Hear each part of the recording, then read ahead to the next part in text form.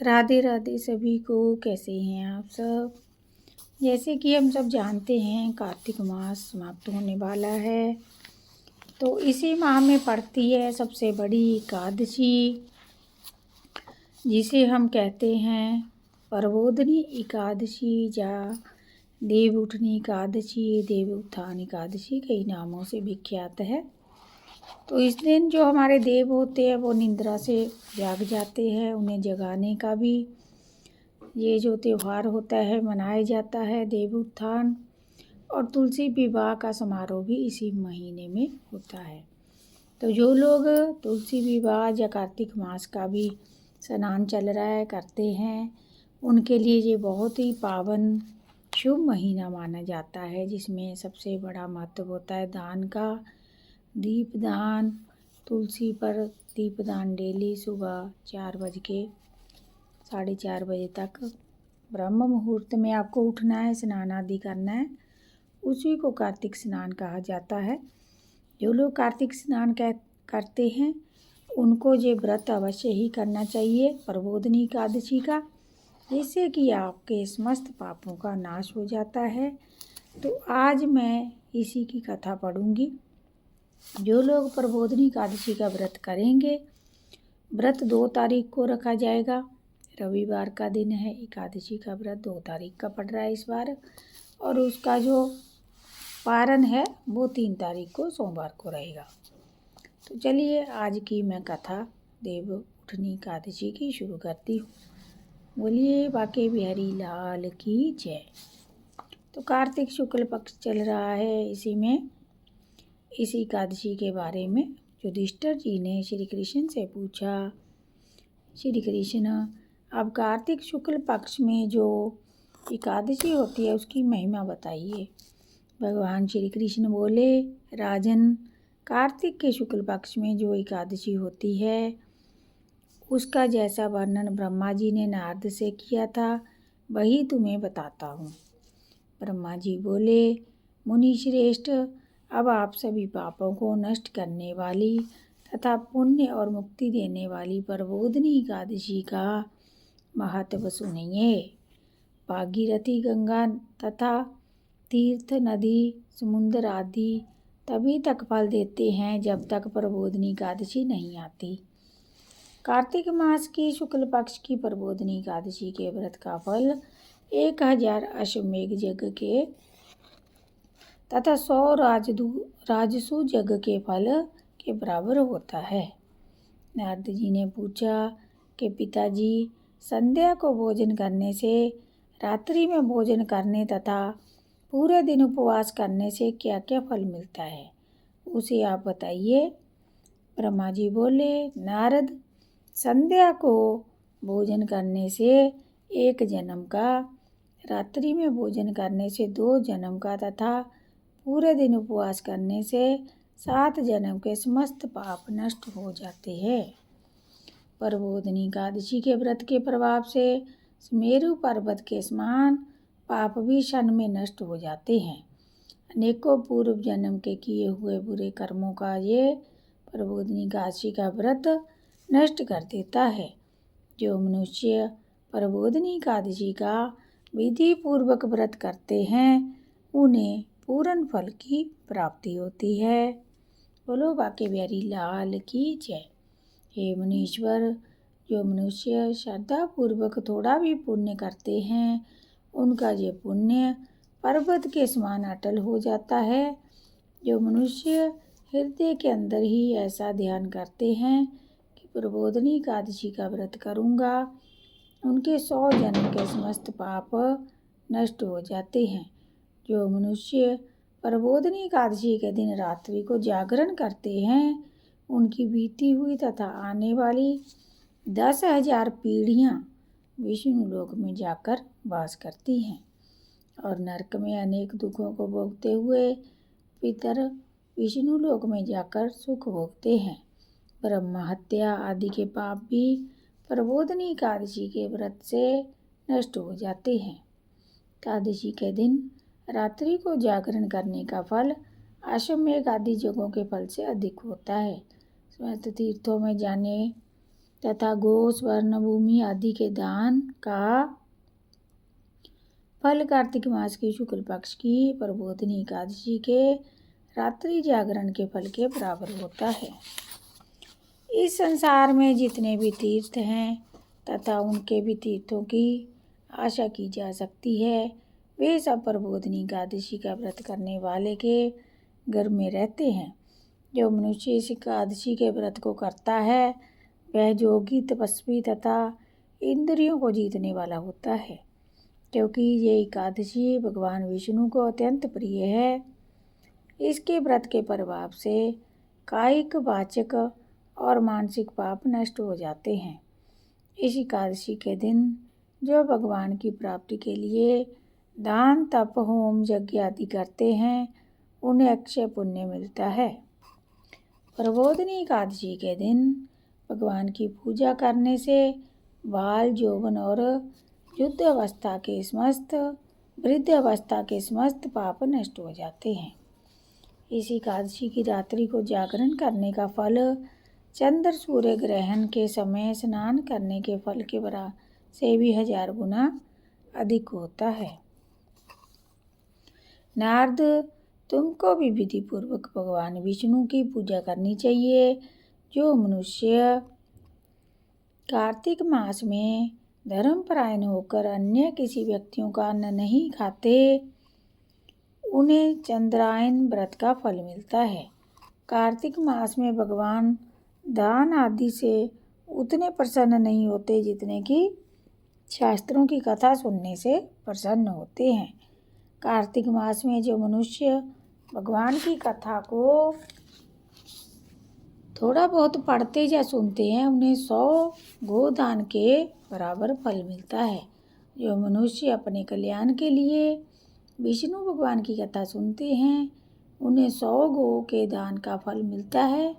मनुष्य अपने कल्याण के लिए विष्णु भगवान की कथा सुनते हैं, वे अपने कुटुंब का उद्धार करके 1000 गोदान का फल पाते हैं। जो मनुष्य प्रबोधिनी एकादशी के दिन विष्णु की कथा सुनते हैं उन्हें 7 दीप के दान का फल मिलता है। जो मनुष्य भगवान की भक्ति पूर्वक कथा सुनते हैं और कथा बाजने वाले ब्राह्मण की यथाचित पूजा करते हैं, उन्हें संतुष्ट करते हैं, वे उत्तम लोक को जाते हैं। नारद जी बोले, हे ब्रह्मा जी, अब आप एकादशी के व्रत का विधान कहिए और व्रत करने से कौन सा पुण्य मिलता है ये भी समझाइए।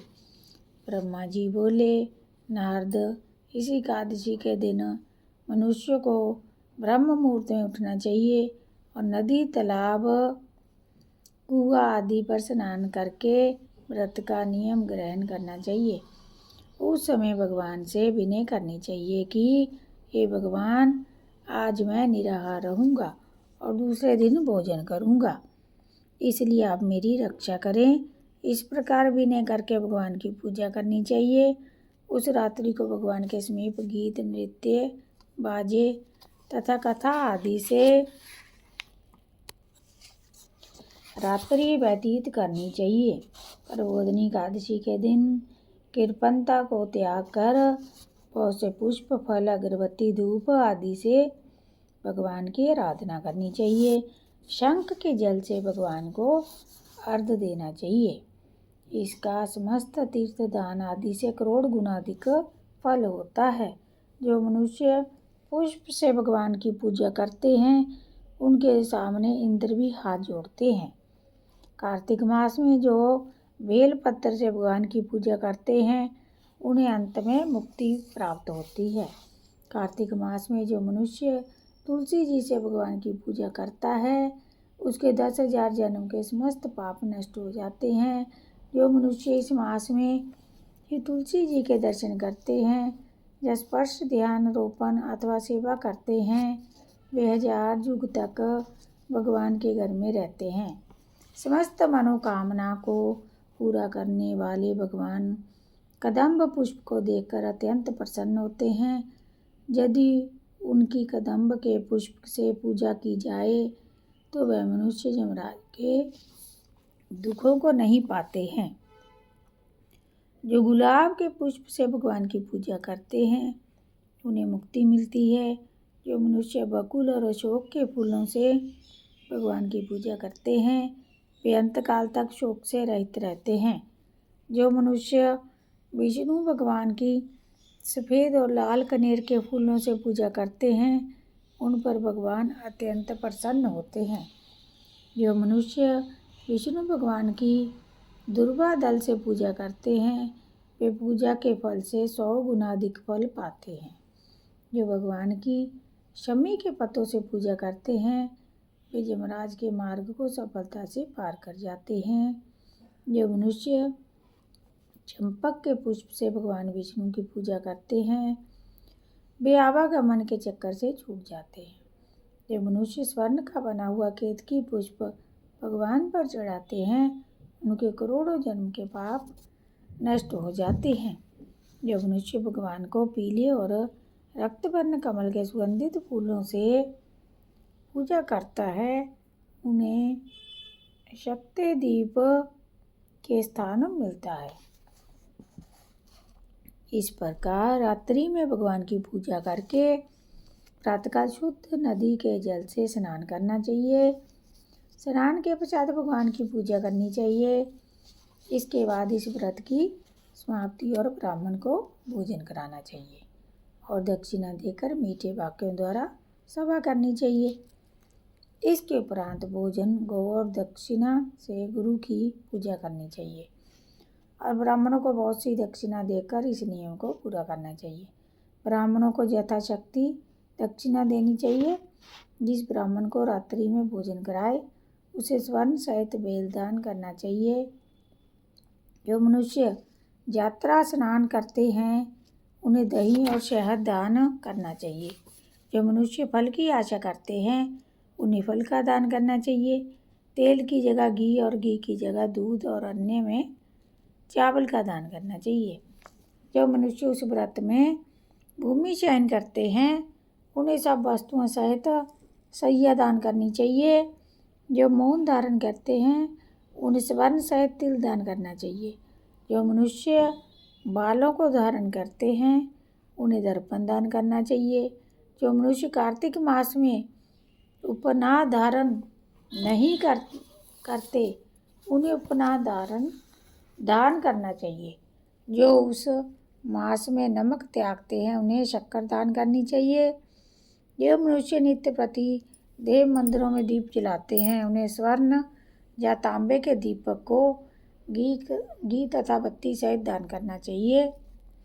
जो मनुष्य चतुर्मास व्रत में जिस वस्तु को त्याग देते हैं उन्हें उस दिन से पुनः ग्रहण करना चाहिए। जो मनुष्य प्रबोधनी एकादशी के दिन विधि पूर्वक व्रत करके अत्यंत उन्हें सुख मिलता है, अंत में वे स्वर्ग को चले जाते हैं। जो मनुष्य चतुर्मास कथा को बिना किसी विघ्न के पूरा करते हैं उन्हें फिर दोबारा जन्म नहीं मिलता। जिन मनुष्यों का व्रत खंडित हो जाता है वह नरक को जाते हैं। जो मनुष्य उस एकादशी के महात्म्य को सुनता है वह पढ़ता है उन्हें वो दान के बराबर फल मिलता है। इस व्रत का सार यही है। स्वाध्याय तपस्या व त्याग की दृष्टि से चतुर्मास का नियम बेहद महत्वपूर्ण है। भगवान श्री विष्णु की भक्ति में लीन होने के लिए ये समय अत्यंत उत्तम होता है। गृहस्थ से बंधा व्यक्ति भी चतुर्मास में भगवान विष्णु की भक्ति का पूरा लाभ उठा सकता है। जय श्री कृष्णा। तो आज की एकादशी व्रत की कथा समाप्त होती है। अगर आपको कथा अच्छी लगे चैनल को सब्सक्राइब करें, लाइक शेयर करें, कमेंट में जय श्री कृष्णा लिखना ना भूलें। भगवान कृष्ण आप पर कृपा बरसाते रहें। और इसी तरह हमारे चैनल पर सभी एकादशी व्रत की कथा अवेलेबल है। कार्तिक मास की कथा भी अवेलेबल है, पूर्णिमा व्रत की भी कथा अवेलेबल है। आप जो भी व्रत करते हैं उसकी कथा सुनने के लिए हमारे चैनल को सब्सक्राइब करें और धार्मिक वीडियो बहुत सी देखने के लिए नोटिफिकेशन ऑन करें, बेल आइकन प्रेस करें। आप सभी का आज की कथा सुनने के लिए बहुत बहुत धन्यवाद। जय श्री कृष्णा। राधे राधे।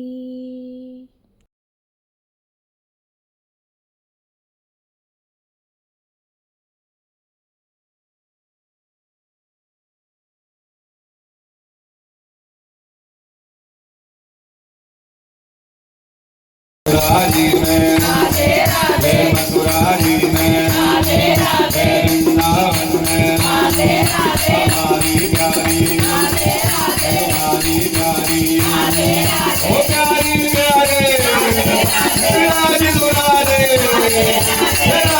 राधे राधे राधे